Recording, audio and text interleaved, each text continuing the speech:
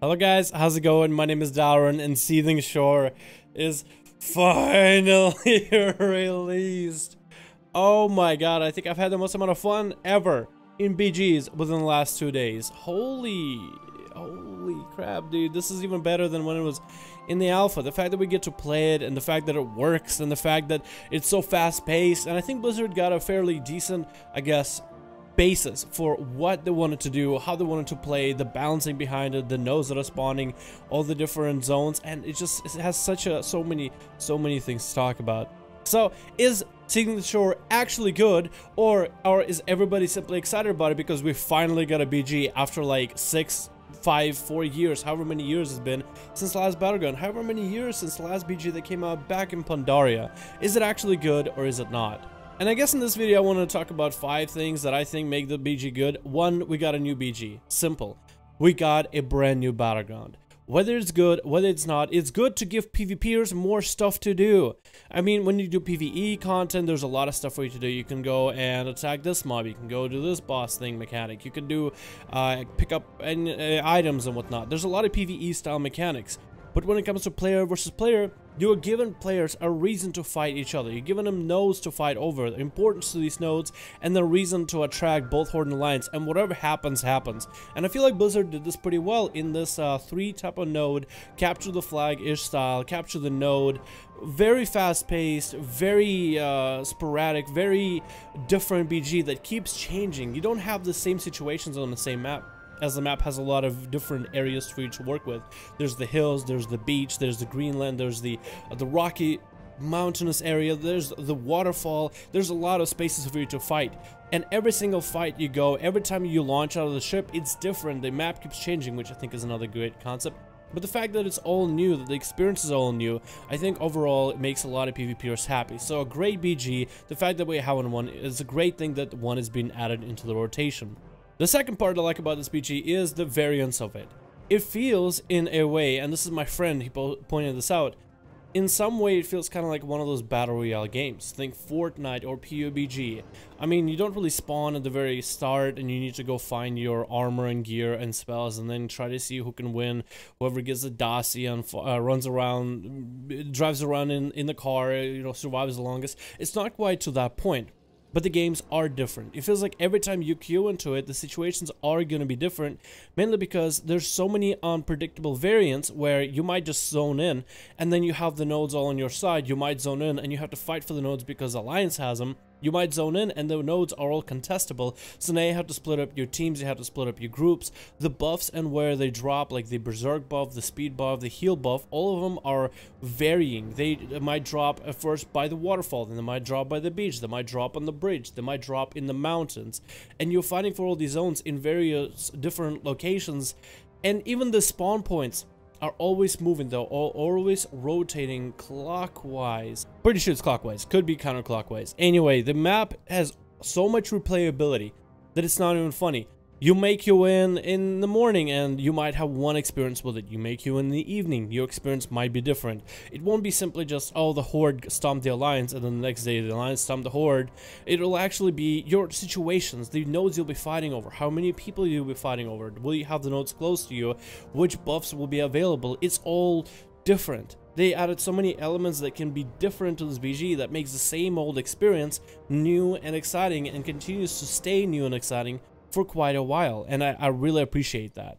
Third thing, I like that this BG is pretty quick. I like how it's so fast-paced. It feels like there's so many pieces of content that just take a while, and this BG is just one of those things where you can kind of jump in, you win or lose, okay, next one jump in, win or lose, and it kind of just depends on your team. If your team really wants to fight for the objectives, really wants to just try to hold as many nodes as they can, if they want to make this game last longer than it really should be, they can. It is a possibility, but naturally the games are that much quicker because your team has to make decisions which nodes they want to cap, which nodes are faster, which nodes are worth fighting over. It's very quick paced, and if you're not fast enough, I feel like that's where most of the teams lose, if they're not fast enough to decide and choose a node and choose which fights are worth fighting. So in a way, this BG just ends up being so quick.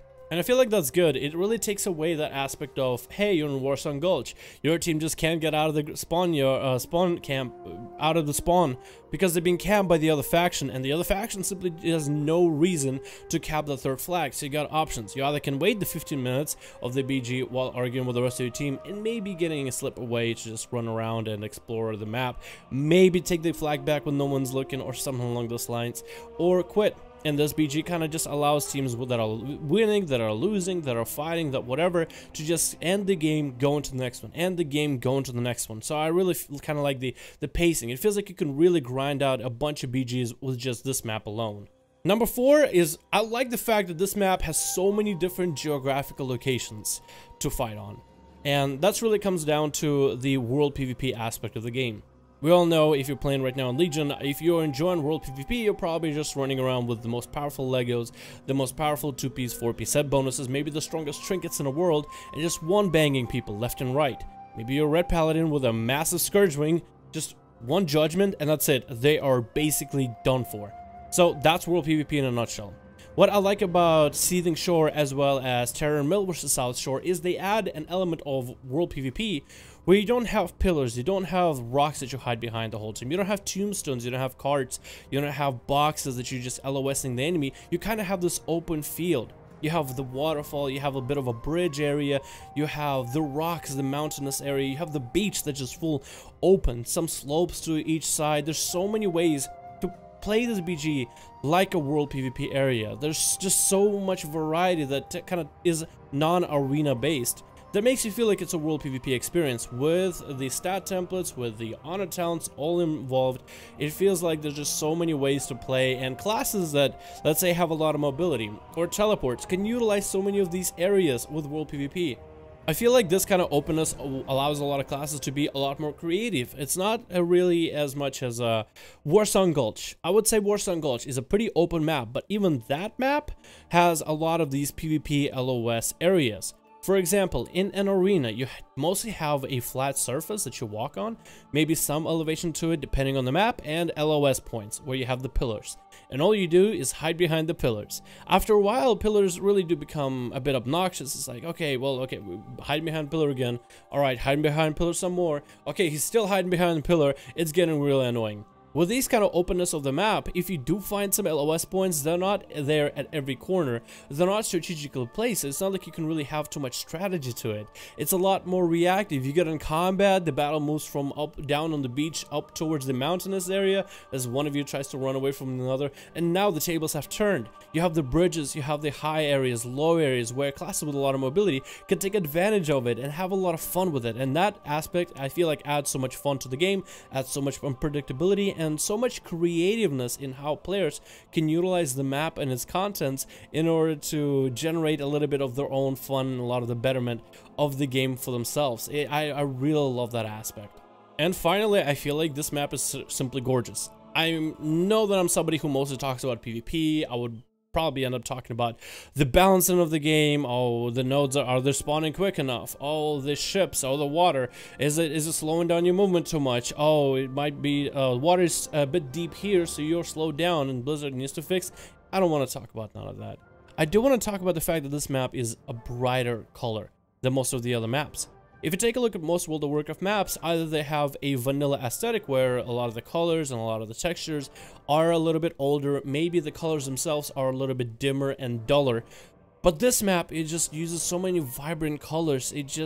I feel like it just kind of almost makes me happy just on the color aspect alone. It just keeps me going, keeps me playing, keeps me wanting to kill the next one and the next one and the next one.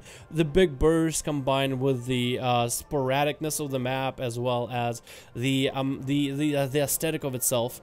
It just makes me want to play it more and more and more. It just gives you a reason to want to play it, just all on its own, not just for the honor points, not just to destroy Alliance or Horde. That's all fun and games, but out of all the maps, I think I'll be choosing this one for the last few. This is kind of why I like Kutmogui. It was a lot brighter. Even Silver Shard, while it's in the mines, I kind of like the aesthetic. I like the lighting for the map. It's just something that attracts to me. So that one might be a lot more subjective, but every other thing I definitely stand for. Anyway, guys, thank you so much for watching.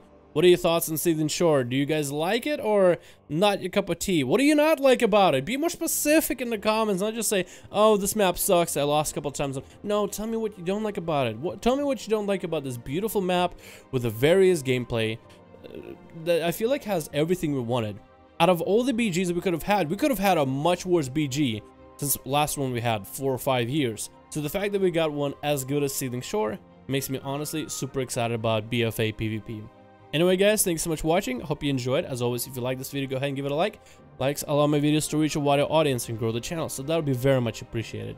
If you guys enjoyed this video and want to see more stuff like this, want to see discussions, you want to see more BFA updates, 5v5 1v1 duels, go ahead and hit subscribe in order to be I can never say that right. In order to be subscribed to the channel, put out 2 videos a day, a bunch of content for you guys, anything you enjoy, anything you want.